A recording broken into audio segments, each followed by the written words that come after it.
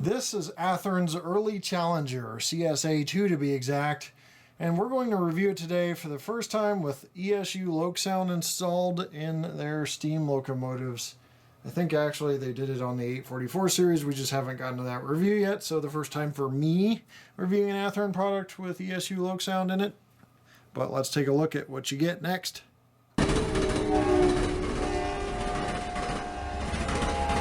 Now the MSRP on this is $629.98, but you're going to find discounts that'll bring this easily into the fives. And very large blue and gold box here on the locomotive. You've got a nice glossy manual talking about the early challengers, exploded parts diagrams, tender parts lists, ESU full throttle, the functions therein, and configuration variables. You do also have a locomotive warranty card that you can fill out, and then details on the warranty. And this video is shot in 1080p, which means you can always pause and blow up the video with the full quality and read all the detail on those manuals if you want, or what I just showed of it anyway. Looks like some spare couplers and coupler boxes in the box here, but what you want to see is the locomotive and tender. That's what it's all about, so we'll be pulling this out, taking a look at this next. This thing is massive, so we're gonna just go over some of the detail. Obviously, on the front here, on the smoke box door, you've got the bell classification lights that don't operate, a headlight that does operate that's LED, handrails on the front, a lot of pilot detail including coupler cut lever. You've got the ability to install a coupler on the front here, I believe. Maybe not. It's hard to tell. This part probably pops out. On the side you see the flying number board, smokestack, boiler and sand domes, a lot of plumbing on the side here, all the driver detail, eccentric crank, side rods, pistons. Very, very long locomotive. As we work our way towards the back here, you see the firebox, rivet detail on the back, a lot more plumbing, dynamo up top right by this area here. Trailing trucks, 3923 on the side. You've got cab roof vents, stay open at different places. It's got some spring tension on there. Windows as well. The windows do not open and close, those are fixed. But we will swing around the back here. You can see some really cool boiler backhead detail, including what you're seeing in your screen right now. Deck plate on the back. Off to the side a little bit, you can see that there are two connections to the tender, including this female connection and then this bracket here. So from the side you can probably get a better idea what that looks like right there. A lot of plumbing in and around the cab, including handrails to get to the cab, and two windows on the rear of the cab, and more detail along this side. Got the throttle lever which runs all the way down the side of the boiler jacketing to the smoke box right there. And more plumbing running up to right behind the smokestack, including the whistle. You've got builder's plates as well. So that is, in a nutshell, the early challenger detail from Athearn. Since we have such a long locomotive, we have such a short tender, and here's the tender with a coal load. You can see the male connections here for the wiring harness, Union Pacific on the side, rivet detail, three hatches up top there. You've got a safety, or handrails for crew safety, handrails on the back, and crew access ladders. The UP number 3923 on the back, rear light, and rear McHenry coupler, which is a plastic coupler with a magnetic trip pin. So that's pretty much it for detail on the tender, including the ladders up front for crew access as well. Alright, we've got the Challenger with power applied. You'll be able to hear dynamo primarily, It does have a headlight that's nice golden white LED, backlit number boards, the flying number boards on each side of the smokestack there. Now we're going to listen to some sounds of the locomotive, starting with a bell.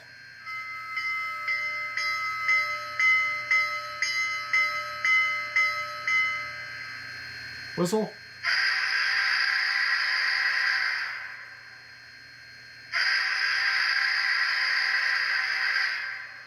Very good sounding whistle. Reminds me of 844's whistle. Short whistle is 3. 4 is drive hold, which means you can rev the locomotive up typically and then release it so that it's, you know, getting the slack out of its consist or whatever. F5 is a lighting effect, which is already on. F6 turns a Mars light on and off, which isn't applicable here. F7 is the dimmer, which does work on the headlight. F8's mute. F9's coupler. F10 brake application. 11's coal shoveling.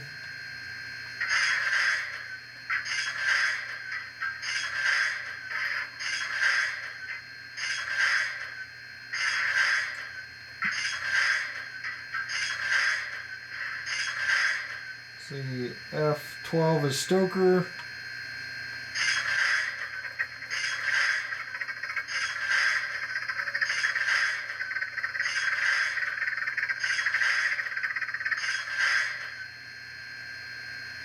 And there's many other sounds: oil burner, blower, air pump, injector, ash dump, blowdown, grade crossing sequence, cylinder cocks, headlight with no dynamo, and air horn, which I don't know what that is.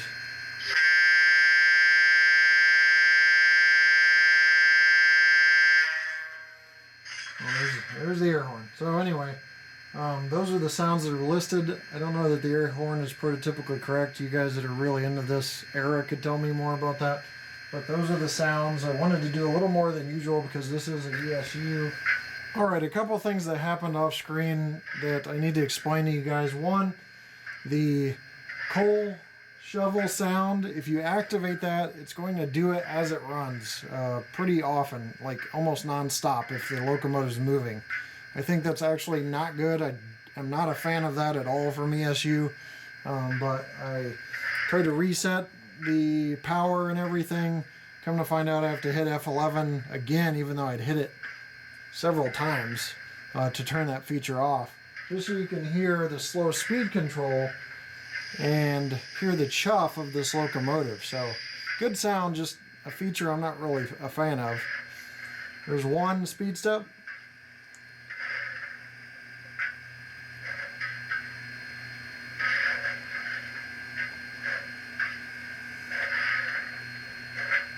Two.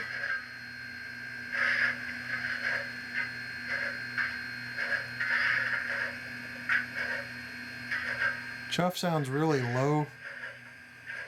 4.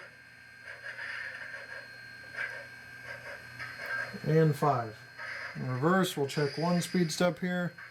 Smooth operation, you can pay real close attention to the drivers and see, like right now at one speed step, it's very smooth, 4 chuffs per revolution.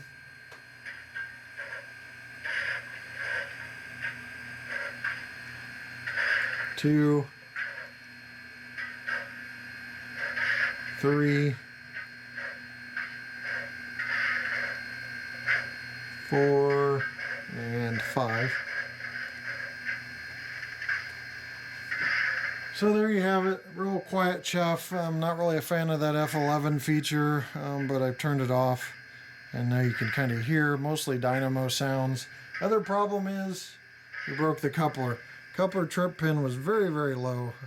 I mean, even low for my track. It was actually getting snagged up on a couple ties. I tried to adjust it with a pair of pliers. Next thing you know, plastic McHenry coupler snapped. So the pull test is probably very similar to the regular Challenger from Athearn. So if you need a pull test on this, I suggest going back to look at that video. And coupler height is not going to be noticed or tested, but I can tell you one thing, if that trip pin was that low, this coupler height was probably really low. So we'll be skipping those two tests because of that little fail there, and that is about it in terms of operation. We've got the weight here, 2.05 pounds, so over a 2-pound locomotive and tender consist. It probably actually does pull better than previous Challengers. 32.8 ounces, 925 grams, 0.925 kilograms. This thing kind of jumps around a little bit, but the point is it is over 2 pounds, so a very hefty and robust locomotive. Well guys, that's going to wrap up the review on the Athearn early Challenger, CSA-2 specifically in this case. And I'm left with both good and bad. A lot of good things. The LED light on the front is good. The smooth drive is good. Sound is good. Overall, one thing that I'm not kind of used to, not necessarily a bad thing, is just ESU and Athearn products. It looked like they tried to reassign some functions, like F3 is the short whistle, at least on the manual. I don't know if that equates to the decoder, but you'll see in the run-by that I've actually pre-recorded previous to this segment. You'll see in the run-by at the end of this video that the whistle sounds quillable and things like that, but I went to trigger the F3 to do a grade crossing sequence and it didn't work. So I'm not sure what's going on there. I think it's a play off F2 and F3 to get some of that playable features. Sounds great. Bell and whistle sounds great. Chuff is a little low. Obviously McHenry couplers aren't strong. That thing broke pretty easily, but other than that, nothing to be too concerned about with the early Challenger. Just make sure that you know what you're getting into with ESU, and if you're a lifelong Tsunami person, make sure you can figure out the adjustments and take advantage of that great sound in ESU. With that said, I'll leave you with the run-by we were just talking about. Grade crossing sequence isn't going to be right. There won't be anything being pulled because I don't want to take time out to change out a coupler right now. But we'll see you next time right here on my channel. Take care.